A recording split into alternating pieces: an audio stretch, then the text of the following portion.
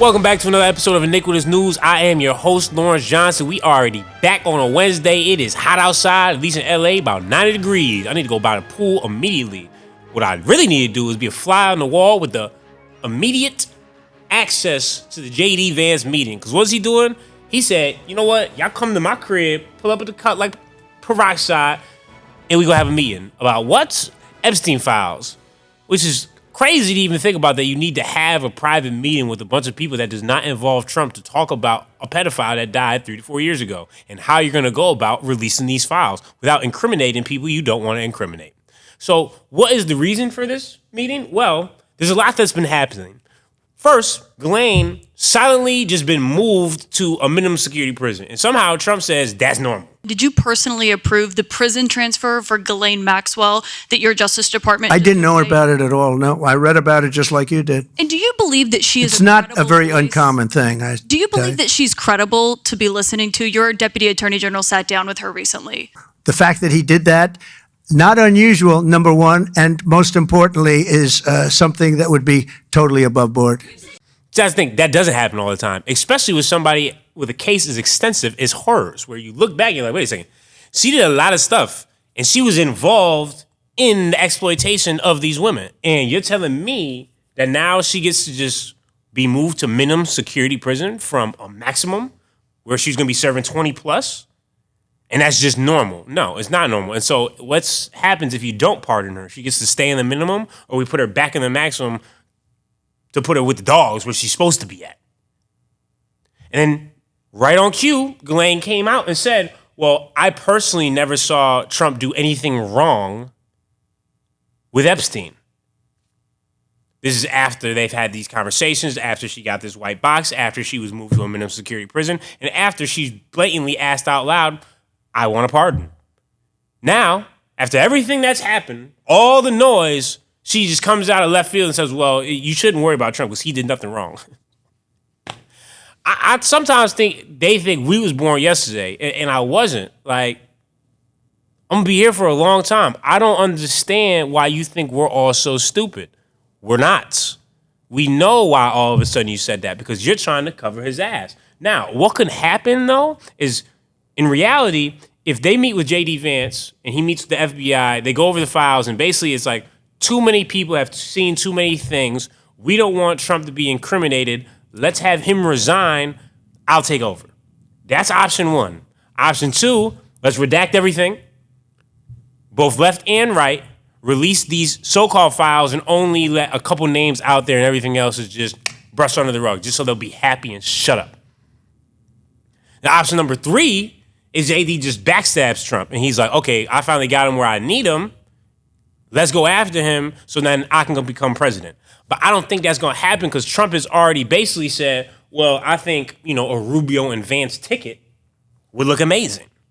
I don't. That sounds like hell, if you ask me. But, to each his own.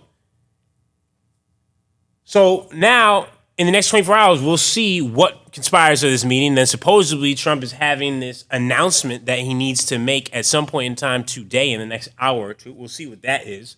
But I mean, he was up to some real nefarious stuff yesterday. My boy was just walking on the roof. And it's one of the funniest clips I've ever seen, because it's just, just listen to this. Let's listen in, please.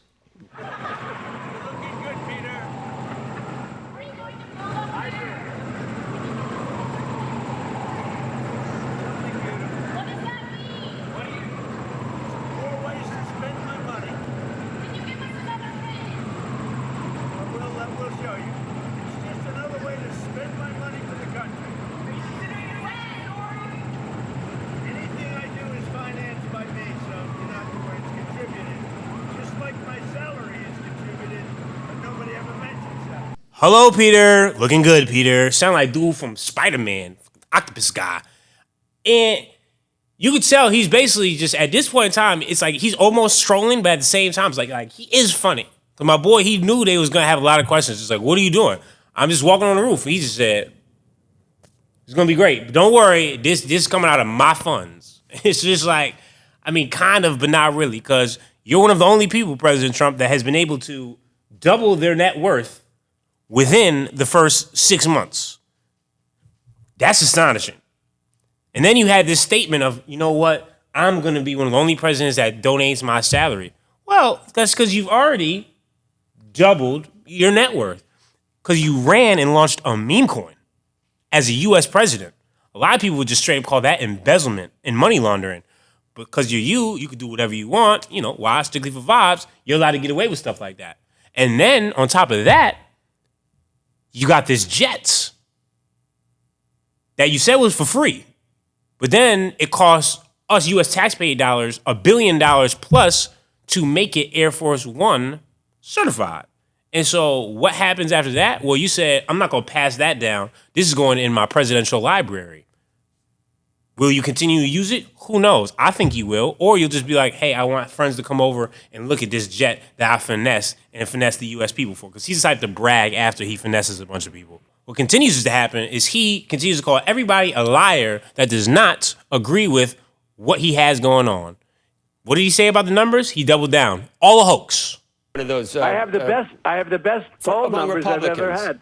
Among I Republicans. have poll numbers where I'm 71%. I have the best poll numbers. Look, those are among Republicans. You know you've got... No. Among Republicans, I'm at 94 and 95%. Your haters cite polls that have you down in the 30s, Mr. President. And, yeah, but they're fake polls, Joe. I had a lot of fake polls. You also have me in the 70s.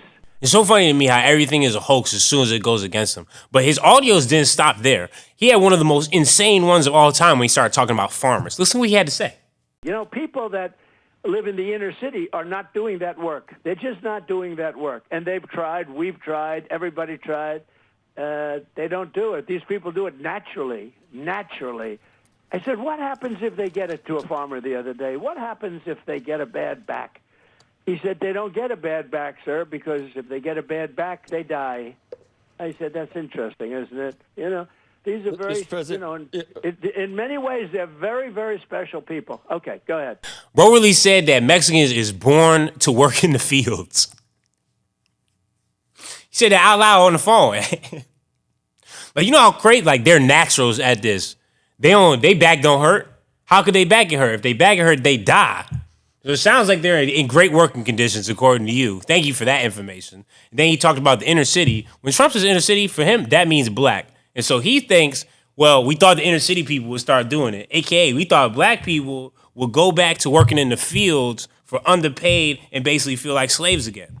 Black people are never going to go work out in the fruit fields ever again because it feels like you're taking a step back into slavery. If you wasn't whipping us and doing all that crazy stuff back in the day, maybe more black people would work in fields. But as soon as you say something about black people going to pick something, immediately it's just like, I wasn't even a part of slavery, but I feel like I'm a slave again.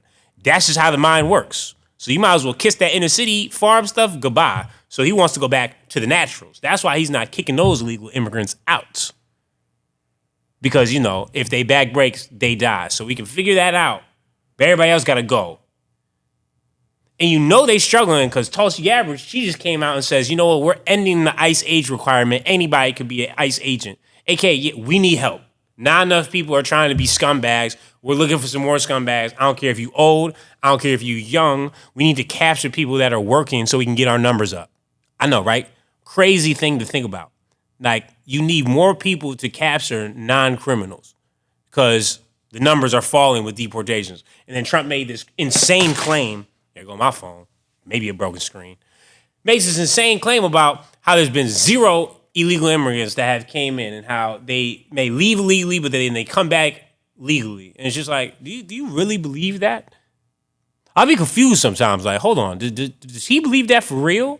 And does he think that his voters and supporters also believe that? And crazy shit, some of them do. Just like some of them believe him when he literally went out and said, the reason I don't want Ghislaine Files and everything to really come out is I don't want it to harm unnecessary people. What does that mean? I mean, listen to this. Whatever he asked would be totally appropriate, and it's not an uncommon thing to do that. And I think he probably wants to make sure that, you know, people that should not be involved or aren't involved are not hurt by something that would be very, very unfortunate, very unfair to a lot of people. In my opinion, anybody that shouldn't be involved, I don't want to hurt them. If they in them files, they involved. What are you talking about? And I know you don't care about the victims because you just talked about Virginia like she was a piece of property that Jeffrey Epstein stole from you. So I'm very confused as who should not be involved and who you're trying to protect. I hate how he just doesn't say names, but we know he can't say his name because he would have to say his own. Yeah, that's tough, isn't it? And moving on, Dan Bro found out that Sydney Sweeney was a registered Republican in Florida and he hasn't shut up. He takes time to tweet out how great she is and how amazing she is and how that ad is great. And it's just, man, he's so easy to please. It's almost sad where it's just like, as long as he finds out that someone is kind of right wing, he's just like, oh my God, I'm a fan of you. You a fan of me. We all love each other.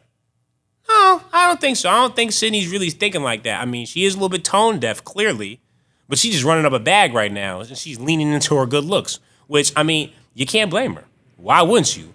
Talk about running that bag up, checks up. American Eagle, she probably getting a percentage off that joint at this point in time, as much as that's being talked about right now. Kidding me? I need some extras off the back end. I will say, though, every day I'm starting to feel like Trump actually has dementia. Just like how Biden, when we was watching Biden, he was like, hold on, there's something wrong with bro. Like, there's clearly he's not all there. Couple loose marbles. That's how I feel about Trump. Like, he had no idea the difference between these two women to his right. Someone that he sees and works with almost all the time and a professional golfer. I mean, just listen. And everybody just kind of like tries to laugh it off and doesn't want to call him out on the front stage. But it's just like, somebody needs to get into like a little team huddle and be like, hey, tighten up. What's going on, son? You don't know who that is? You can't see her or something? Very much, ma'am. Secretary of Homeland Security, Christy Kerr. Christy Kerr. Do you know who Christy Kerr is? She's a friend of mine, great golfer.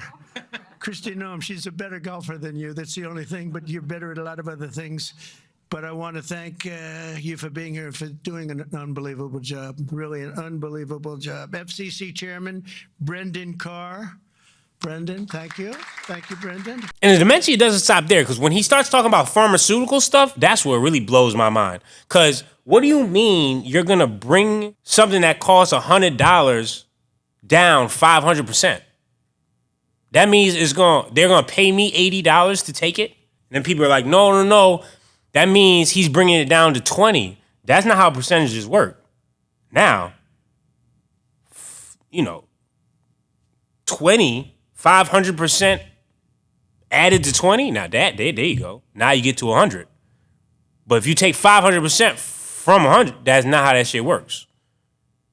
So I don't really know. I mean, I've never been good at math, but I know his math don't add up at all. And then he decided to go on audio and say, well, there is going to be some tariffs, but in a year or so, you ain't going to have to worry about it. It's all come back down. Not for real. That's what he said. Chips and semiconductors. But on pharmaceuticals, we'll be putting a initially small tariff on pharmaceuticals, but in 1 year, President 1.5 years maximum, it's going to go to 150%, and then it's going to go to 250%, because we want pharmaceuticals made in our country. And that's not the CHIPS Act like Biden did, because he didn't know what he was doing, where they gave billions of dollars to companies that had more money than they knew what to do with. So I hate when some interviewers don't like just grill him a little bit more. Just like, what do you mean by that? That's exactly what I would ask about. Wait, hold on. Slow your roll. So there are tariffs that are going to be passed down to us. And then you say it's going to take a year for these pharmaceutical drugs to actually come down, and they're going to come out how much? Like, sometimes people just don't rage bait enough into Trump to let himself know that he's a dumbass. You know what I mean?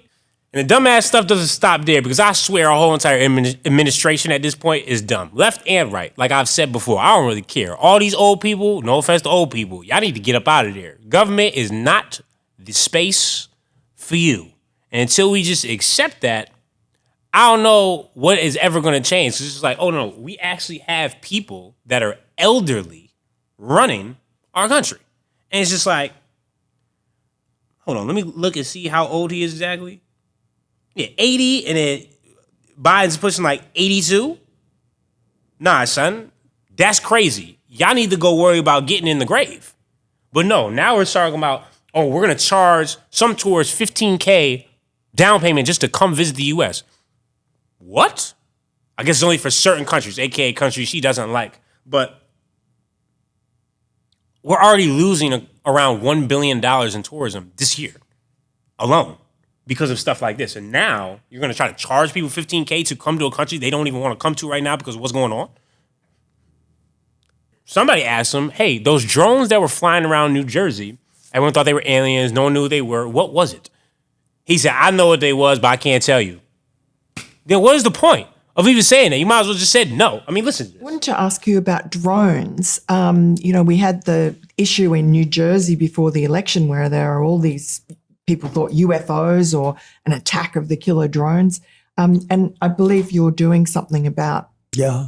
What are you doing? I know I can't tell you who it was and what it was, but yeah. I can't really tell you. I'd love to tell you actually, but it's not a big deal. It's but, not something frightening. No, but I just, so obviously it's something that I know about, and it's not a problem at all. It was legal.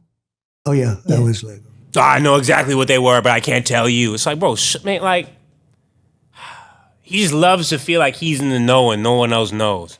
It's so annoying. And then Tulsi, she gets on, does an interview. They start to ask her about UFOs. What have you seen? What's known? Nothing I'm ready to say in this video. It's just like, oh, you just feel so important because you got access to some files because this man handpicked you for this job, and now you want to act like, oh, we just can't say anything.